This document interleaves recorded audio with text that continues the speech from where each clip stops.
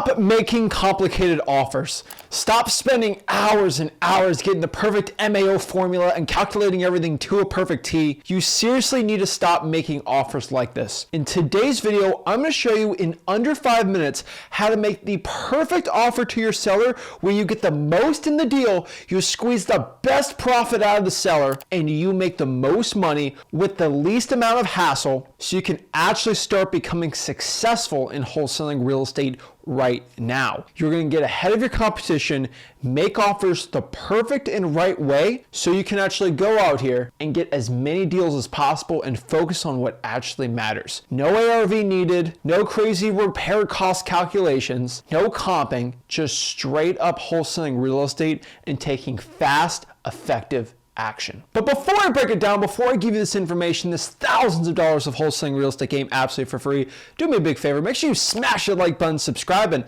let's get into it. So the first thing you have to understand about making the perfect offer to your motivated seller is your offer isn't perfect. No offer in real estate wholesaling is perfect. No offer is going to be perfectly right or correct. What you have to understand is you are not going to be perfect with your offer. The price of the contract that we sell to a cash buyer, remember when we give a property under contract and then the fee on top of that, the price we give on top of what the contract is, it's never going to be perfect. One buyer, you might lock up the deal for 100 grand, and one buyer might want to buy it for 105,000, one might want to buy it for 107, one might buy it for 101. It's never perfect. There's not one determined price that we know that this is the price of the property, because every house is different. Every offer from a cash buyer is different. It's a fluid scale. It could be 101, it could be 107. It's kind of a rough range. You just got to find a buyer that makes enough sense where you know get the deal done and gone through. That being said, we know that pretty much every cash buyer is not perfect on the most they'll pay on a property. We got to understand it's the same thing with our offers. If I give an offer to a seller at $32,000 and I have a terrible delivery and I don't know what I'm talking about and I don't sound confident, they're going to say no and they're going to want more. But if I talk to a seller and they say they won't go below 40, but I do a really good cop, bad cop method and I do my delivery and I build rapport really well, they'll probably take a $30,000 offer. But wait, Zach, I thought the seller had a price in their mind and they're never going to go below that. No. If you have a really good delivery and the perfect lowball offer done, you'll get any seller to accept your price if it works for them also. And this is why I'm always super successful in wholesaling real estate, because I can get the prices that other people in my market just simply can't do. And that's how I destroy my competition. Now, the big secret for me of why I do offers so well and so fast and well is because I actually focus harder on the lowball and my LAO versus my MAO. Now, if you don't know what LAO is or MAO, I 100% recommend to go to my free real estate wholesaling course, freewholesaling.com, to learn exactly how to start doing that. But really what you need to know about LAO, it basically stands for least allowable offer, and that's the least we can give out here to a motivated seller just on the first price. But we're not doing any of that stuff today. We're just focusing on the low ball. And low ball, I just want you to know, is subjective in your mind. A low ball to someone might be 90 grand. A low ball to a seller might be 120 grand. A low ball to me might be 70 grand. A low ball is whatever we're gonna offer that seems super low to you. Now, the point of the low ball, guys and gals, is to never get it accepted. If you think something's low and the seller accepts that, that means you could have even gone lower and you could have gotten more profits and just more money on the deal. Now, I always get asked, Zach, how much can I make a deal, or how much should I make per wholesaling real estate deal? And heck, even to this day with the JV deals I do and the deals I do in my market and virtual wholesaling, I'll do $5,000 deals, I'll do $10,000 deals, and yes, I still do $100,000 wholesaling real estate deals and real estate deals where I do flips. So unfortunately, there's no big answer. Usually in wholesaling real estate, we're paid in the proportions to the problems we solve, and sometimes the problems are so big. Quick example, like probate deals where I'm getting $60,000, $70,000, $80,000 assignment fees, which I usually have to double close on, versus the average pre-foreclosure where I might make $8,000, $9,000, or $10,000 on. So my stupid simple rule for getting an offer out in under 5 minutes,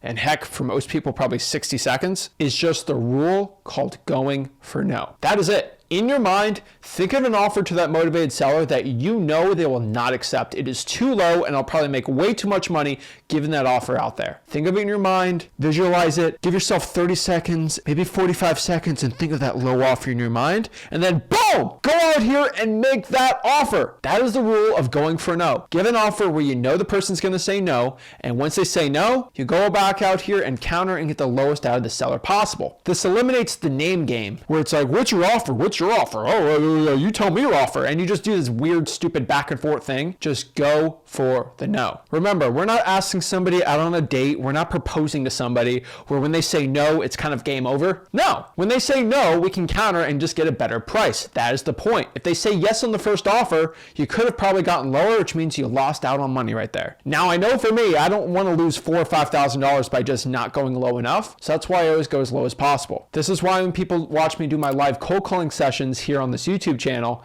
and I sometimes give a stupid lowball offer and people gasp like, oh my gosh, they're always going to say no. And then I counter and I get $80,000, $90,000 below the listing price that the average wholesaler can't. It's not that I have this super crazy simple skill or complicated skill that makes me so much better than everybody else. I just go for the no. So by going for the no, you're removing the complicating process of calculating everything perfectly, and we just focus on making low offers. Now, there is an extra secret part on the lowball offer that I don't think I've talked about in this video that I really think I need to also tell you, but it's not just making lowball offers. I can say, hey Michelle, I want to buy a house for $30,000, and that's probably not going to do well. That's a terrible delivery. The point here is to make low offers with great deliveries on that offer. You have to deliver that offer really well. You know, at restaurants, sometimes it's about the presentation of the food more than the actual food itself. Same thing in wholesaling real estate. We have to present the food, even if it's a terrible piece of food, really well in a nice gift basket or a bouquet that's perfect for you to actually like the product or the food. Same thing with our lowball offer. If you spent $400 on a piece of steak and I just slap it on a plate and say, here, you're probably not going to enjoy it as much as I make it perfect and I get little gold shavings on the end and I get a little sparklers on the end and you know, whatever those fancy places do. You'll probably enjoy it a lot better. So do the same thing with your lowball offers. Use strategies that actually explain why you're at your lowball offer. Build that connection, that rapport with the seller, and the chance of you getting that lowball offer accepted or even a counter that's really low is going to increase by 20, 30, 40x versus by just giving a terrible lowball offer. Now, what are these great delivery methods I always talk about? Well, lucky for you, it's at freewholesaling.com, my free real estate wholesaling course. But these are like the price first method where you just get the price out of the seller first. The good cop, bad cop method, which basically I give a lowball offer, but I explain how my partner came up with that offer, and I just throw it out there. Heck, you can do the volume method where they don't know, then you go back and say, if you did know what it would be, and you go back and forth a couple times and get the price out of them. These are all amazing lowball offer strategies that I use in my wholesaling real estate business that yields me millions of dollars every single year. Now remember, doing ARVs, getting the comms, getting a rough MAO and the repair costs, I don't think it's something that's terrible, and I don't want to demonize it in this video, but I just want to let you know that most people watching this, especially beginners, are using that as an excuse of why they're not actually doing the most important thing possible in wholesaling real estate, which is making offers. Of course, I'd love to just calculate the ARV, get the MAO, get the repair costs, and get it all calculated in under a minute or two, which for a lot of wholesaling real estate experts, they can do. But if you're spending hours and hours every single week doing comps and it's stopping you from actually giving offers out here, you're probably offering way too high and you're spending way too much on the stuff that's actually not going to produce us money. Marketing to motivated sellers produces us money. Finding cash buyers produces us money. Talking to sellers produces us money. And giving offers produces us money. Comping an ARV does help, but for most people, it's going to hurt you if you're spending way too much time on it. This is the reason why I'm giving you this message today. Make lowball offers, have an amazing delivery, and you're going to see your profits in wholesaling real estate skyrocket. I mean, a lot of people are scared of lowball because they always think about the worst case scenario. Let me tell you the worst case scenario. The seller says no. Oh my gosh. So the scariest part of giving a lowball offer is the seller's going to say no to me. But guess what? By watching this message I'm saying today, I think you're slowly realizing that the point of giving lowball offers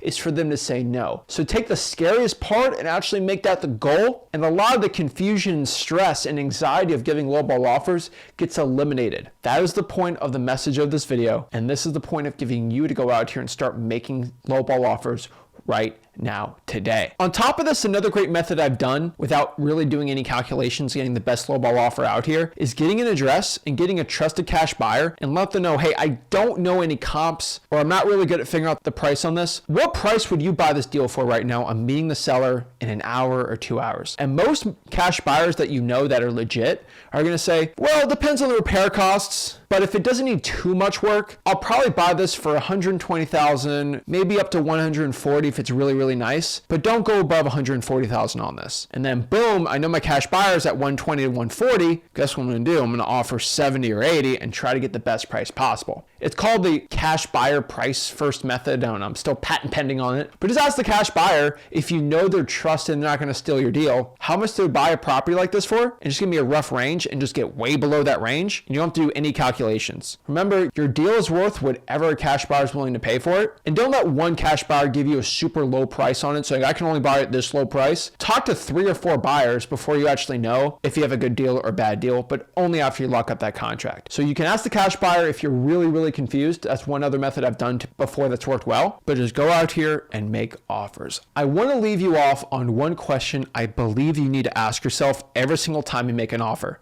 This might get you a little choked up, a little bit scared, but I believe it's going to lead you to wholesaling success. Ask yourself this: does this offer I'm about to give right now to the seller scare the snot out of me? If the offer doesn't scare you, it's not low enough. So keep that in mind.